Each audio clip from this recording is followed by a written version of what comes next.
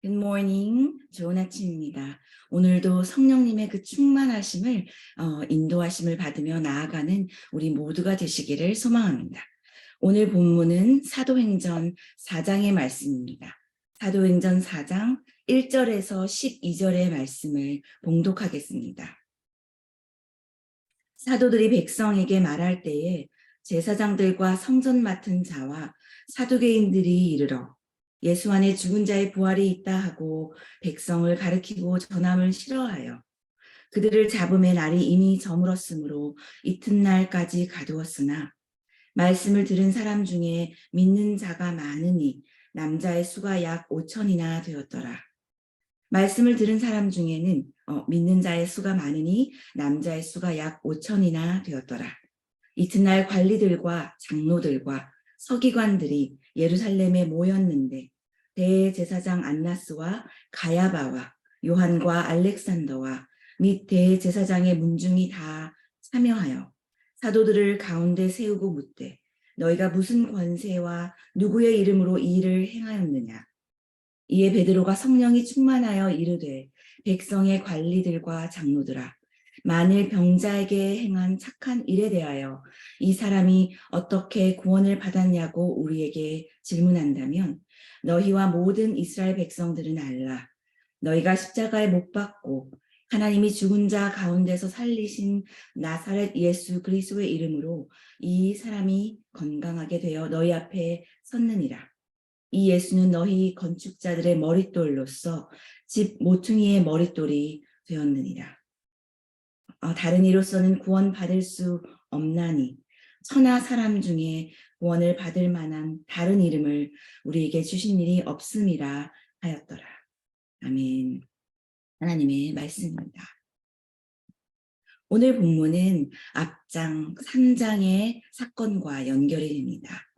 그 사건은 베드로와 요한이 성전에 기도하러 올라가는 중에 날 때부터 다리 저는 자를 예수의 이름으로 일으킨 바로 그 사건입니다. 베드로가 행한 그 기적으로 인해 많은 사람들이 놀라움을 금치 못하였고 갑자기 많은 사람들이 베드로에게로 주목하는 일이 생긴 것입니다. 베드로의 믿음을 통하여 선포되어진 놀라운 기적이었지만 그의 주변으로 몰려드는 그 백성들에게 베드로는 더 놀라운 발언을 한 것을 알 수 있습니다. 베드로는 이렇게 말했습니다. 왜 이 일을 놀랍게 여기느냐? 우리 개인의 권능과 경건으로 이 사람을 걷게 한 것처럼 왜 우리를 주목하느냐고 말하면서 수많은 백성들 앞에서 이 일을 이루신 이는 예수 그리스도이시며 또 우리는 오직 그의 증인이 될 뿐이다 라고 외치는 그러한 발언을 하게 되는 것입니다. 예수님이 잡혀가시던 날에 저 멀리에 숨어 있었던 베드로의 모습과는 달리 또 부활하신 예수님을 만나고 승천하시는 예수님을 바라보면서 약속하신 성령의 임재를 경험하고 나니 불과 오순절 이후 베드로는 완전 다른 사람이 된 것입니다. 성령의 충만하심으로 증인된 삶에 집중하다 보니 그의 복음의 전도로 예수님의 이름을 믿는 자가 수천에 이르게 되었다고 증거하고 있습니다. 이것을 바라보는 유대교의 리더들의 그 마음은 어떠하겠습니까? 예수님을 십자가에 못 박고 났더니 그들의 눈에 가시와 같던 예수님을 제거하고 났더니 그들의 예상과는 달리 이제 예수님을 따르겠다고 회심하는 무리들의 수가 수천씩 생겨나는 것입니다. 이제는 예수님 한 사람이 아니라 수많은 증인된 자들의 그 전도, 증인된 자들의 그 복음 선포는 종교 지도자들에게 이전보다 오히려 더 큰 위협과 도전으로 다가오는 일이 된 것입니다. 그래서 사도들이 베드로와 요한이 백성들에게 말할 때 1절 말씀에 말할 때는 복음을 전파할 때인데 이 복음의 메시지를 선포할 때 제사장들과 성전 맡은 자들과 사두개인들이 베드로의 이런 가르침을 싫어하게 되었다고 말하고 있는 것입니다. 예수 안에서 죽은 자의 부활이 있다고 외치는 그 외침, 그러한 가르침으로 백성들에게 나아가고 있는 이 사도들을 싫어하여서라고 2절 말씀에 기록하면서 오늘 이 본문에서 베드로와 그 사도들을 잡아 가두게 된 일입니다. 예수님을 십자가에 달 때만 해도 예수님 하나 죽이면 그들의 기득권을 방해하는 모든 문제가 해결될 줄 알았지만 예수님은 그 말씀대로 3일 만에 부활하심으로 인하여 또 그 부활을 많은 사람들이 목격하는 그 일로 인하여서 또 약속의 성령을 보내주신 그 약속이 성취됨으로 인하여서 그들의 걸림돌 되었던 예수님은 그 복음은 그들의 뜻대로 사그러들지 않고 계속해서 더욱더 큰 불길과 같이 번져나가게 된 것입니다. 오히려 그 성령의 권능으로 예수의 이름이, 예수의 그 도가 더 강하게 회자되면서 더 폭발적으로 예수님의 복음이 전파되는 상황에 이르렀으니 이를 이제는 더욱 거세게 저지해야 되는 그런 상황이 되어버린 것입니다. 예수님을 공회에 넘겨서 십자가에 못 박기로 결의했던 그 무리들이 누구였습니까? 베드로의 이 사건으로 인하여 그 무리들이 또다시 한자리에 다시 모이게 되었습니다. 5절, 6절의 말씀을 보면 관리들과 장로들, 서기관들, 제사장 안나스, 가야바, 또 요한과 알렉산더와 대제사장의 문중이 다 예루살렘에 모였다라고 기록하고 있습니다. 그리고 그들은 예수님의 때와 똑같은 질문을 베드로와 이 사도들에게 하고 있는 것입니다. 7절 말씀에 너희가 무슨 권세와 누구의 이름으로 이 일을 행하였느냐. 이것은 마태복음 21장에 예수님께서 성전에서 가르치실 때에 대제사장들과 또 백성들의 장로들이 나와서 내가 무슨 권위로 이런 일을 하느냐, 또 누가 이런 권위를 주었느냐 하며 추궁했던 그 질문, 그 상황과 동일합니다. 우리가 성전을 관리하고 제사를 관리하고 말씀의 최고의 권위를 가진 자들인데 자신들 외에 누구에게서 이러한 것들을 가르치며 또 누구에게서 이런 가르칠 권한을 받았느냐 하는 그런 협박이자 경고의 질문인 것입니다. 베드로는 성령에 충만하여서 이 백성들의 관리들과 제사장들 또 장로들에게 대답합니다. 이 일을 행하신 이는 나사렛 예수 그리스도라는 것입니다.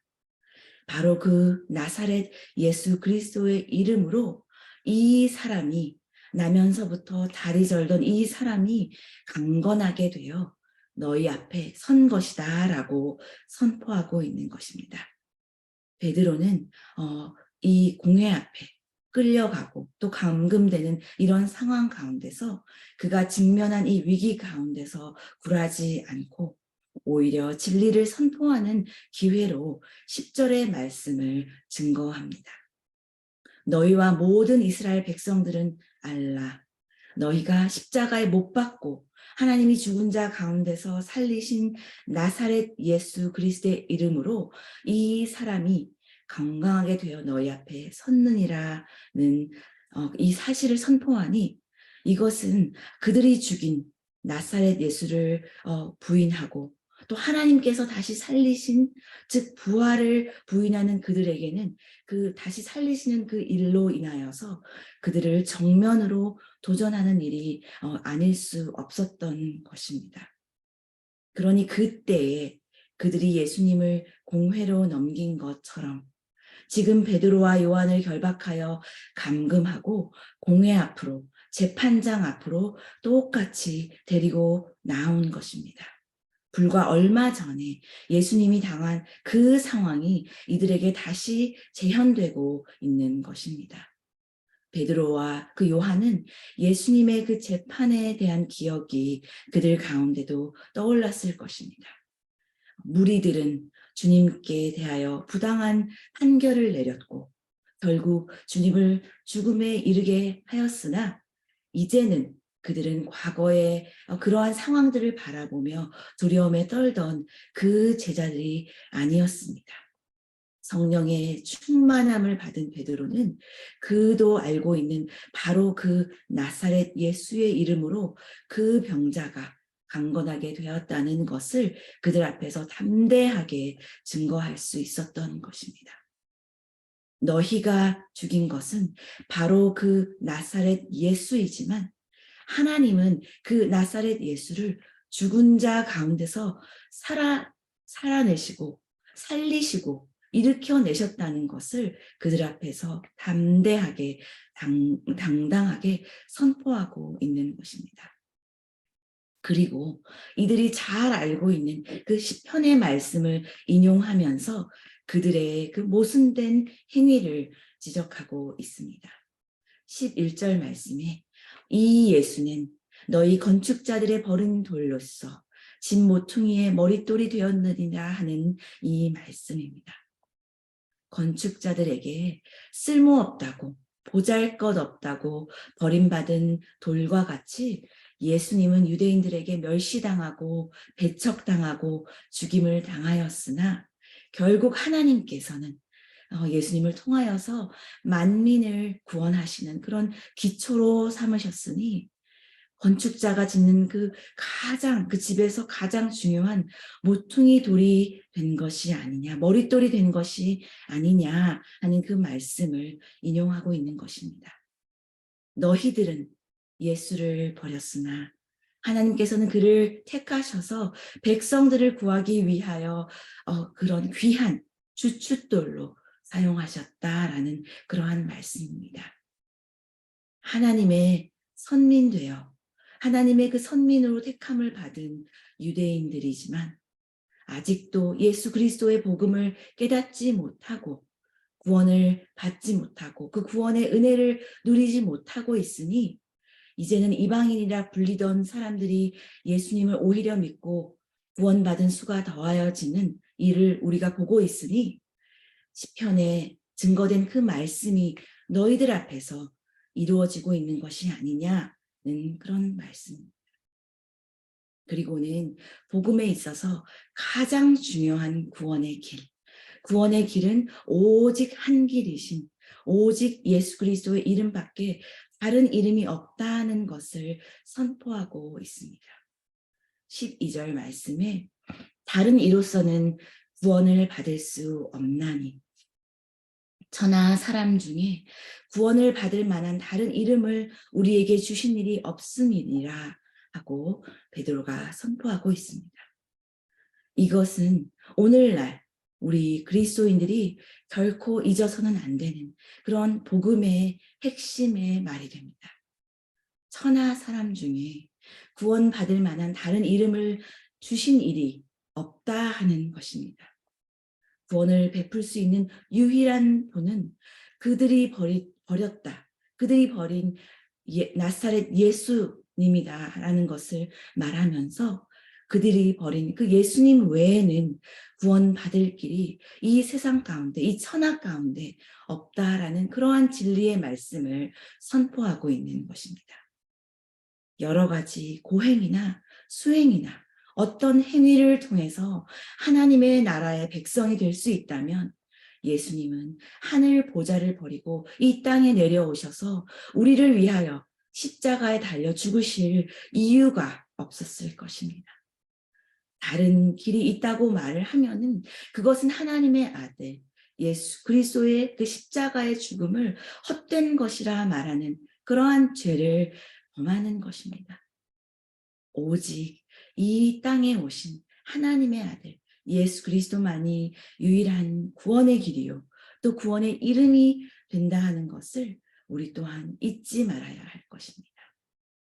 예수님이 선언하신 요한복음의 그 말씀대로 그로 말미암지 않고는 아버지께로 올 자가 없다 하는 그 말씀은 예수님의 이름 밖에는 천하 사람 중에 구원을 받을 만한 다른 이름을 주신 일이 없다 하는 그 말과 일맥상통하는 말씀이 되는 것입니다. 예수님이 어떠한 분이신가를 알리는 것, 그것이 복음 전도입니다. 사람의 마음을 우리의 의지대로 설득하는 것이 아닙니다. 베드로처럼 진리를 깨닫고 바르게 담대하게 전하는 것이 우리가 할 일입니다. 이 일을 왜 놀랍게 여기느냐? 우리 개인의 권능과 경건으로 이 사람을 걷게 한 것처럼 왜 우리를 주목하느냐라고 말한 그런 베드로의 말처럼 오직 복음의 능력은 예수 그리스도의 이름에 있습니다.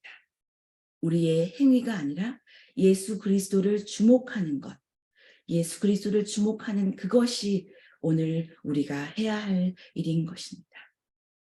예수 그리스도를 주목하는 것, 그것이 기적을 일으키는 역사가 됩니다.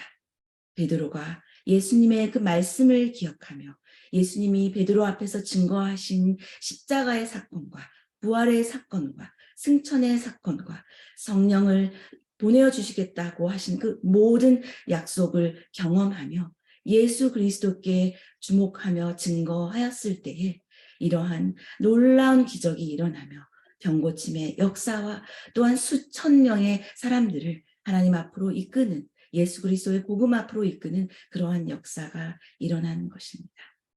오늘도 우리가 이러한 베드로의 그 사건을 다시 한번 기억해야 할 것 같습니다. 예수 그리스도를 주목하는 것, 그것이 우리 삶 가운데 믿음의 원천이 되며 그것이 우리의 삶 가운데 예수님의 그 기적과 함께하는 그러한 일이 될 것입니다. 오늘도 예수 그리스도를 주목하며 예수 그리스도의 마음에 그 합한 삶을 살아가는 우리 모두가 되시기를 소망하고 축복합니다. 기도하시겠습니다. 하나님 아버지, 우리가 이 세상을 살아갈 때에 끝까지 붙잡을 수 있는 유일한 위로는 오직 예수 그리스도의 이름에 있음을 고백합니다. 구원을 받을 수 있는 다른 이름을 우리에게 주신 일이 없으신 하나님, 오직 예수님의 이름으로 우리의 죄를 사하여 주시고 우리에게 부활의 첫 열매를 허락하여 주심을 감사드립니다. 주님께 소망을 가지고 살아가는 가운데, 주님께 주목하며 살아가는 가운데, 어떠한 상황 가운데서도 예수의 이름으로 늘 승리하는 삶을 살아가게 하여 주시옵소서. 예수 그리스도의 이름으로 기도합니다. 아멘. 기도의 제목을 나누겠습니다. 말씀을 생각하시며 예수님께 주목하는 예수님 마음을 또 생각하며 살아가는 그런 삶이 되기를 위하여 기도하기를 원하고, 또 무엇보다도 지난 주간 슬픔을 당하신 가정을 위해서 기도하기를 원합니다. 하나님께서 그 가정들을 위로하여 주시기를 위해 기도하시고, 또 이번 주간에 있을 모든 장례 절차 가운데서도 하나님께서 가정을 사랑하시고 인도하고 계시는 것을 경험하는 그런 귀한 시간이 될 수 있도록 기도해 주시기를 원합니다. 또한 치료 가운데 있는 가정들, 주님께서 은혜를 베풀어 주시기를 위하여 기도하여 주시고, 또 많은 간절한 기도의 제목 가운데 하나님의 그 응답이 속히 임할 수 있도록 기도해 주시기를 원합니다. 다음 세대 자녀들의 그 여름 사역 가운데 함께하여 주시기를 기도해 주시기를 원합니다. 드림캐치 썸머 캠프 그리고 유스 여름 수련회를 준비하는 가운데 있는데, 준비하는 이 모든 시간과 마칠 때까지 큰 은혜로 하나님께서 인도하시고 붙들어 주시기를 위해서 기도해 주시기를 원합니다. 함께 기도하시고 일상의 삶으로 나아가시겠습니다.